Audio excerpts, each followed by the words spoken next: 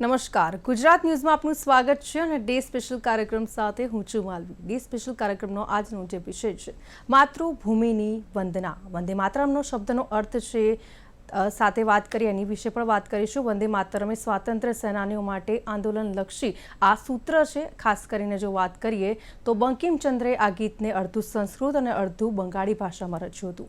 ભારતના રાષ્ટ્રગીત વંદે માતરમના નિર્માણને 150 વર્ષ પૂર્ણ થવા નિમિત્તે 7 નવેમ્બરના રોજ રાષ્ટ્રવ્યાપી ઉજવણીનું આયોજન કરવામાં આવ્યું છે। ત્યારે ગુજરાતમાં પણ ઉલ્લાસભેર ઉજવણી કરવામાં આવશે। ત્યારે આવો જાણીએ કે કેવી રીતે આ રાષ્ટ્રગીતની રચના થઈ, તેનો અર્થ શું થાય છે। આ તમામ મુદ્દે વાત કરીશું। ખાસ કરીને વંદે માતરમ એટલે તો માતૃભૂમિને વંદન અને જન જનના હૃદયમાં ધબકતું વંદે માતરમ ઉજવણીનો આ મહાપર્વ છે, જે સમગ્ર વર્ષ દરમિયાન એટલે કે આજે 7 નવેમ્બર 2025 થી 7 નવેમ્બર 2026 સુધી ઉજવવામાં આવશે। ખાસ કરીને સ્વદેશી અપનાવોની જે શપથ છે તે પણ આજના દિવસે લેવામાં આવી છે। તો આપણા દેશની જ વસ્તુનો ઉપયોગ કરવો જોઈએ તેવી પણ વાત છે। પ્રધાનમંત્રી નરેન્દ્ર મોદી દ્વારા વારંવાર તેની ઉપર વાત કરવામાં આવતી હોય છે, આ વાત ઉપર ભાર મૂકવામાં આવતો હોય છે। આ સમગ્ર વિશે વાત કરીશું અને એ જ વિશે આપણી સાથે વાત કરવા માટે ચર્ચામાં જોડાયા છે દેવેન્દ્ર સોલંકી, જેઓ સંઘ સમર્થક છે। આપનું સ્વાગત છે ડે સ્પેશિયલ કાર્યક્રમમાં। જી ધન્યવાદ। આપનું પણ આપને અને આપના દર્શકોને મારા વંદે માતરમ।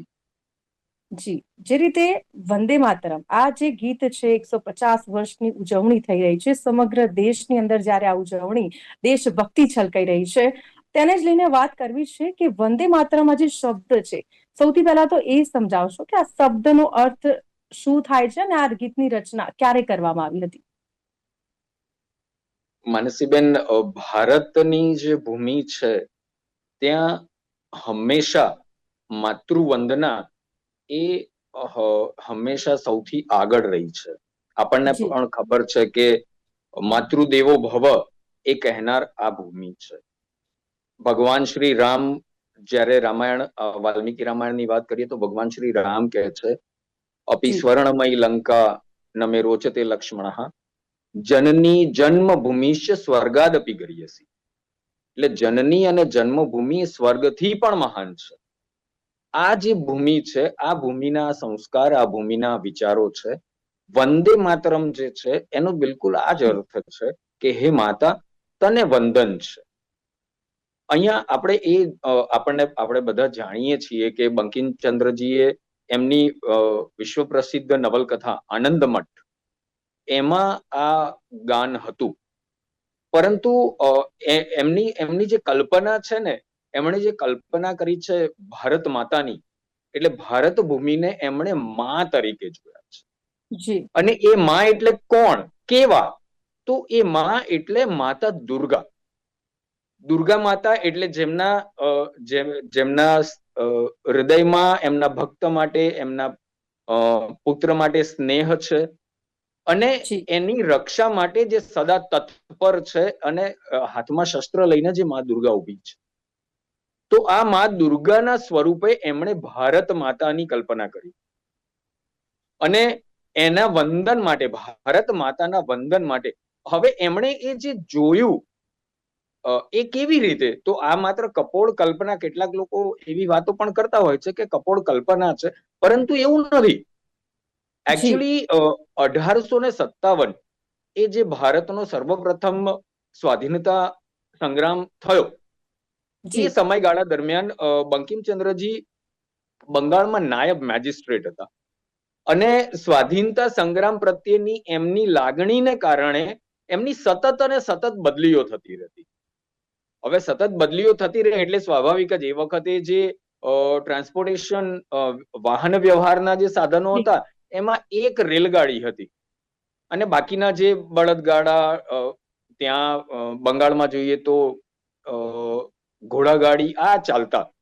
તો જી એમણે એ પ્રવાસો દરમિયાન જે ભારત ભૂમિના દર્શન કર્યા, પર્વતો, નદીઓ, ઝરણાઓ, લોકો, એમની માન્યતાઓ, આ બધું જ જે એમણે આત્મસાત કરતા કરતા કારતક સુદ નવમી શક સંવત 1717 અને જી આપણે જો અંગ્રેજી મહિનો ગણીએ તો 7 હમ નવેમ્બર 1875 ના દિવસે વંદે જી માતરમ ગાનની એમણે રચના કરી।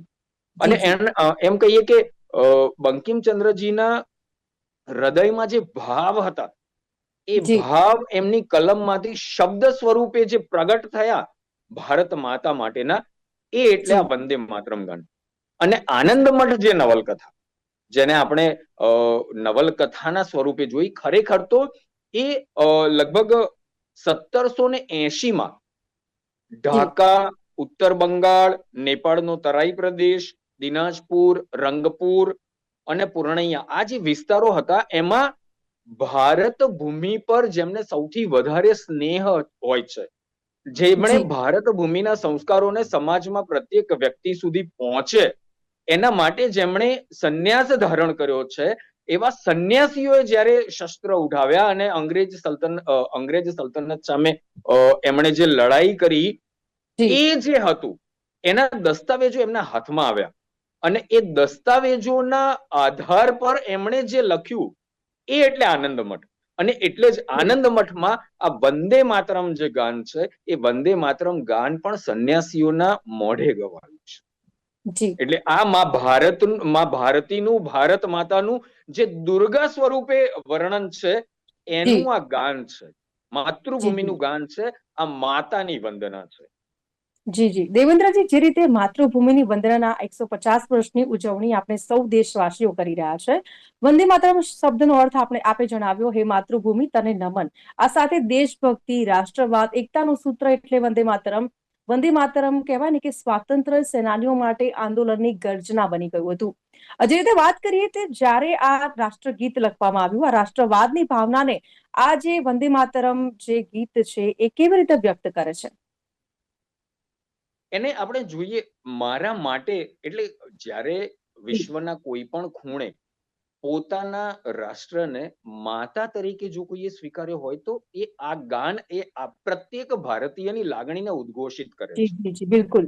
જી 1905 જ્યારે બંગાળના લોર્ડ કર્ઝને ભાગલા પાડ્યા, એ વખતે જે વિરોધના સૂર ઉઠ્યા, એ વિરોધના સૂરનો જે સૌ પ્રથમ અને જેને કહેવાય ને જે શક્તિશાળી જે ઉદ્ઘોષ હતો ને, એ બન્યું વંદે જી માતરમ. અને એ વંદે માતરમ પ્રફુલ્લ ચાકી લઈએ આપણે, કે એ જી સિવાય એ દરમિયાનના અનેક લાલ પાલની ત્રિપુટી અને અનેક સ્વાધીનતા સેનાનીઓએ આ જી આ જે નારો હતો એને સ્વીકારી લીધો.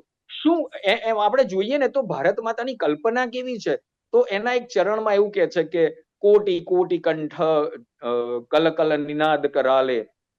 એટલે આખા ભારત ભૂમિનો પ્રત્યેક વ્યક્તિનો જી અવાજ એમાં બતાવ્યો છે કે આ કોટી જી કોટી કંઠ છે જે તારું ગાન કરે છે માં.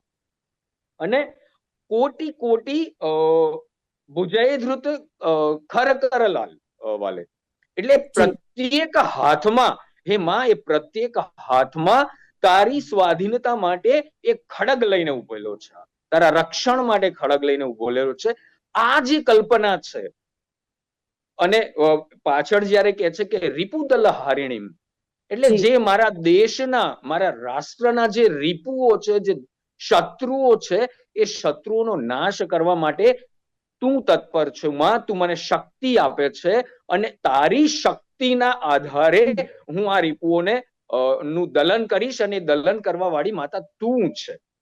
એટલે આ જે ભાવના હતી એ સ્વાધીનતા સેનાનીઓ માટે આ ભાવના, એટલે એમને પોતે પોતાના, એટલે જે આગળ પણ જે મેં વાત કરી ને કે માતૃદેવો ભવ, જી જનની જન્મભૂમિશ્ચ સ્વર્ગાદપી ગરીયસી, આ જે સંસ્કાર ભારત ભૂમિના હતા, એ પ્રત્યેક સ્વાધીનતા સેનાની ભારતને પોતાની માતૃભૂમિ, માતા સમજતો હતો.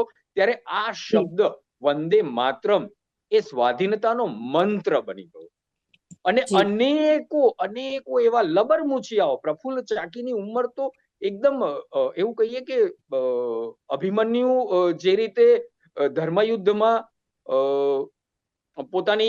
પોતાનું બલિદાન આપ્યું, પ્રફુલ્લ ચાકીની લગભગ એટલી જ ઉંમર, એટલી જ જી વય, આવા અનેક લબરમુછિયાઓ વંદે માતરમનો જયઘોષ કરતા કરતા પોતાના પ્રાણોનું બલિદાન આપ્યું. અનેક એવા સ્વાધીનતા સેનાનીઓ જેમણે વંદે માતરમનો જયઘોષ કરતા કરતા એવી જેલ કાપી છે જી જેમાં અનંત અને અમાનુષી, અમાનવીય અત્યાચારો એમણે સહન કર્યા. ભારત માતાની સ્વાધીનતા માટે. અને અહીંયા મને એક વાત યાદ કરવી ગમે, જી જી રાષ્ટ્રીય સ્વયંસેવક સંઘના પણ 100 વર્ષ થાય છે. તો બિલકુલ એના રાષ્ટ્રીય સ્વયંસેવક સંઘના આદ્ય સરસંઘચાલકજી એટલે કે ડોક્ટર હેડગેવાર, એ જ્યારે નાના હતા ત્યારે એમની સ્કૂલમાં એ વખતે આપણે પણ અત્યારે સ્કૂલોમાં જેમ ઇન્સ્પેક્શન આવે છે એવી રીતે ઇન્સ્પેક્શનમાં એક અંગ્રેજ આવવાના હતા. અને ઇન્સ્પેક્શન વખતે આ નાની ઉંમરના ડોક્ટર હેડગેવારે એ વખતે બાલ કેશવે નક્કી કર્યું કે એમનું સ્વાગત આપણે વંદે માતરમથી કરીશું. અને બિલકુલ એમણે એ વિદ્યાર્થીઓને પોતાની સાથે સમજાવ્યા, પોતાની વાત મનાવી, ગળે ઉતરાવી અને એમને ભારત માટે થઈને વંદે માતરમનો જયઘોષ. અને જ્યારે અંગ્રેજ અધિકારી આવ્યા ત્યારે બધા જ બાળકોએ વંદે માતરમના જયઘોષથી એમનું સ્વાગત કર્યું. અને પરિણામ જી સ્વરૂપ એવું આવ્યું કે ડોક્ટર હેડગેવારજીને એ સ્કૂલમાંથી નિષ્કાસિત કરી દેવામાં આવ્યા. એટલે આ જે વંદે માતરમનો જે ઉદ્ઘોષ હતો એ ભારતના કણકણમાં વ્યાપ્ત હતો.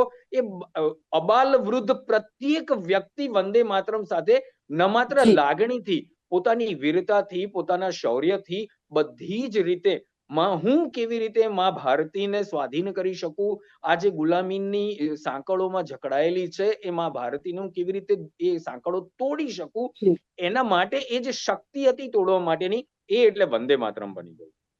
બિલકુલ.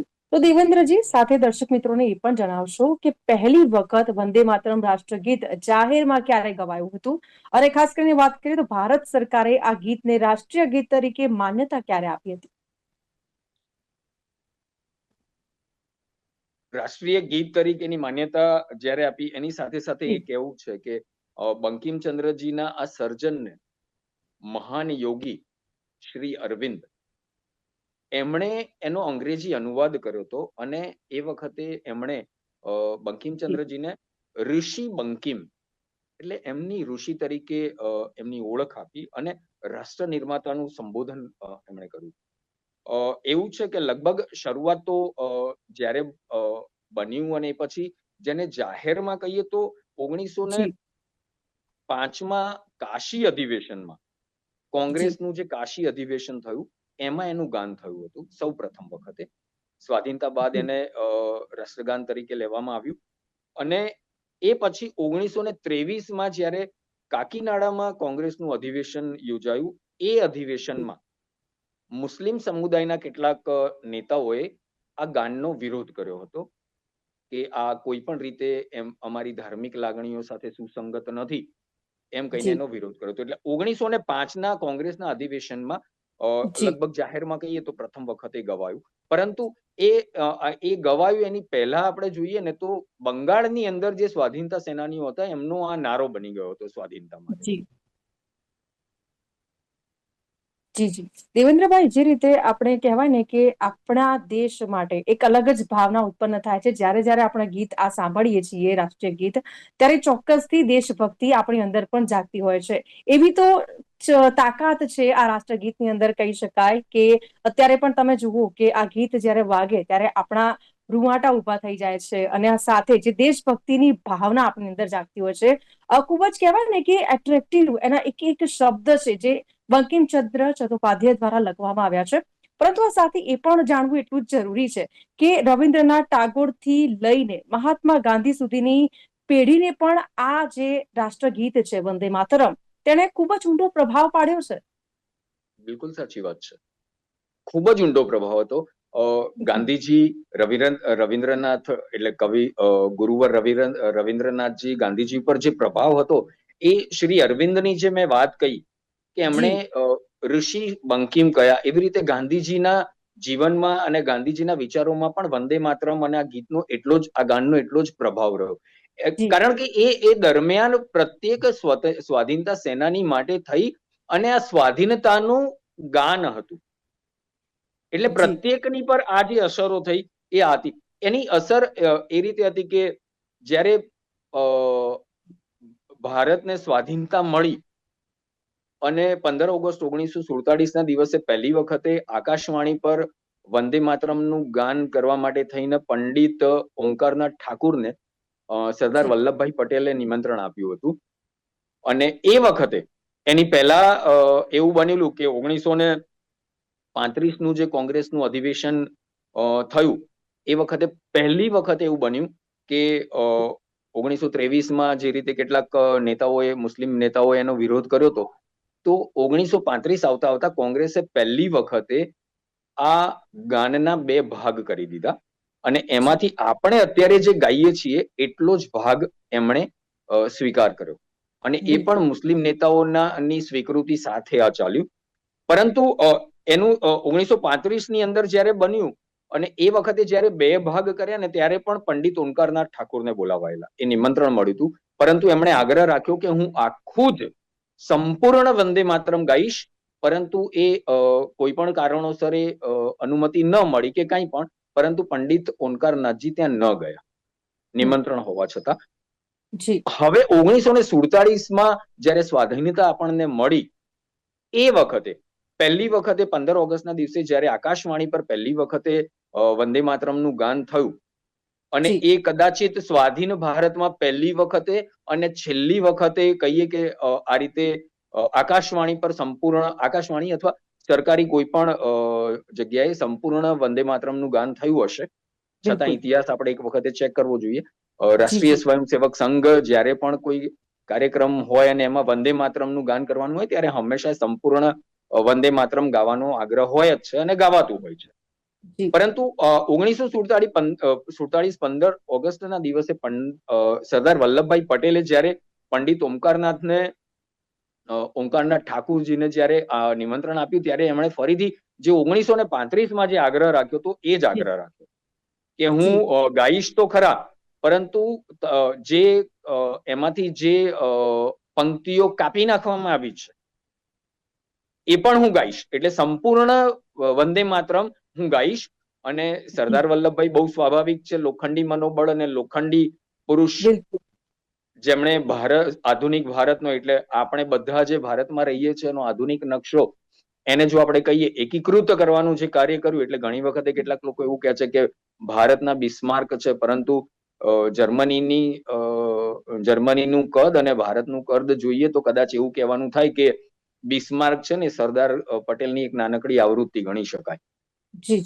એટલું મોટું કદ સરદાર પટેલનું છે. એમણે જ્યારે ભારતને એકીકૃત કર્યું, પહેલી વખતે એકીકૃત ભારતના પંડિત ઓમકારનાથજીએ આકાશવાણી પરથી સંપૂર્ણ વંદે માતરમ ગાવા માટે થઈને સરદાર પટેલે એમને અનુમતિ આપીને પહેલી વખતે સ્વાધીન ભારતમાં 15 ઓગસ્ટના દિવસે ગવાયું.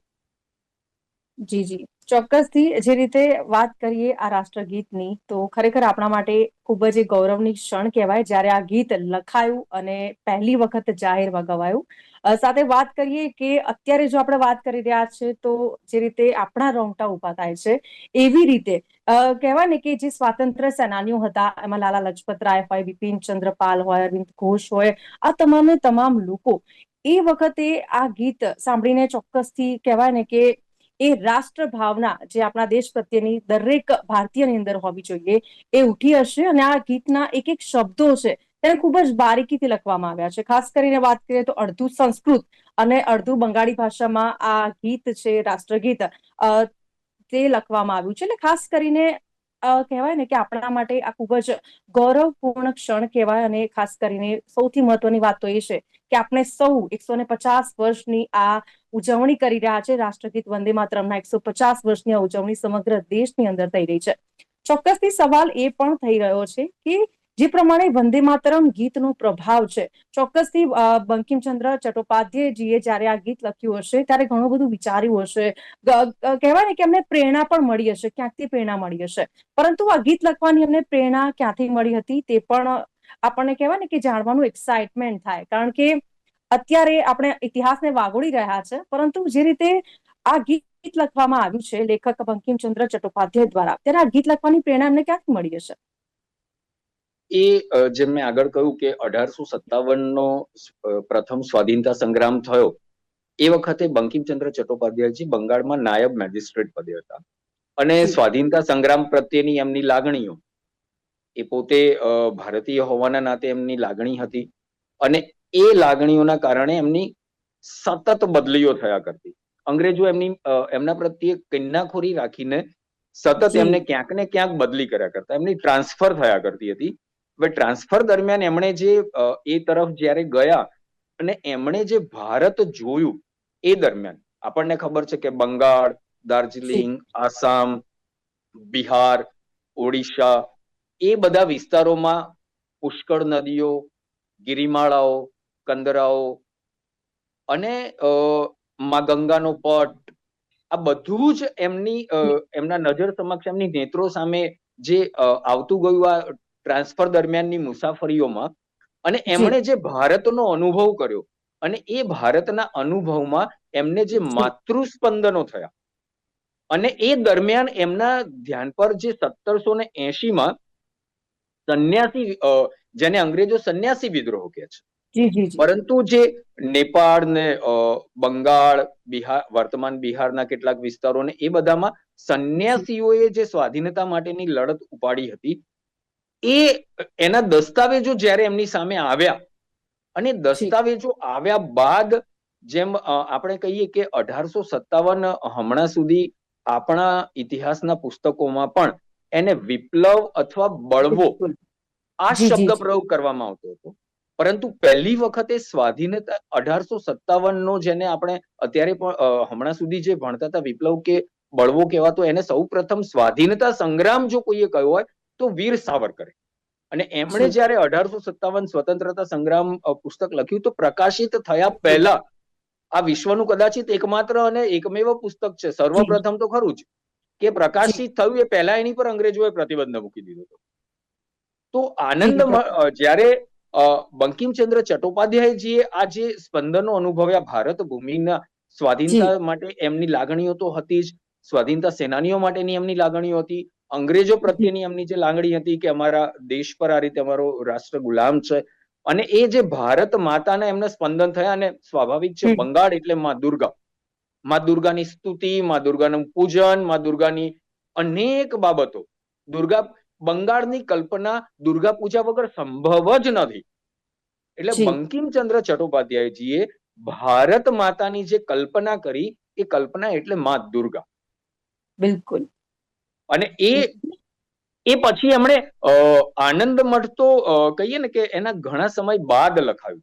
અને આનંદ મઠ જે છે એ પણ એની પૃષ્ઠભૂમિ જે છે એ જે 1780 ના કાલખંડમાં જે ઉત્તર બંગાળ, નેપાળનો તરાઈ પ્રદેશ, રંગપુર ને ત્યાં જે સંન્યાસીઓએ અંગ્રેજો સામે જે સ્વાધીનતાની લડત કરીને એના દસ્તાવેજો જો એમને મળ્યા, એના પરથી એની પ્રેરણા લઈ અને એની પૃષ્ઠભૂમિ લઈને જ્યારે એમણે આનંદ મઠ લખી, અને એમાં પણ આપણે જોઈએ તો જે સંન્યાસીઓ છે ને ઘોડે સવાર થઈ અને આનંદ મઠમાં, એટલે જે મૂવી બન્યું હતું આનંદ મઠમાં, જ્યારે આ ગીત સ્વર સામ્રાજ્ઞી જેને કહીએ, ભારત રત્ન લતાજીએ જે ગાયું છે, એ આજે પણ આપણે સાંભળીએ તો એ આપણા, એટલે સંન્યાસીઓના એ ગીત પણ એમણે સંન્યાસીઓના મોઢે જ રાખ્યું છે. ચોક્કસથી અહીંયા આપણી ચર્ચા થાય છે. Thank you very much Devendrabhai, આપ અમારી સાથે જોડાયા. ખરેખર ઇતિહાસને વાગોળવાની અને ખાસ કરીને આપની પાસેથી ઘણી બધી એવી માહિતી અને ઇતિહાસની વાતો પણ જાણવા મળી છે. થેન્ક યુ વેરી મચ, આપ અમારી સાથે જોડાયા બદલ.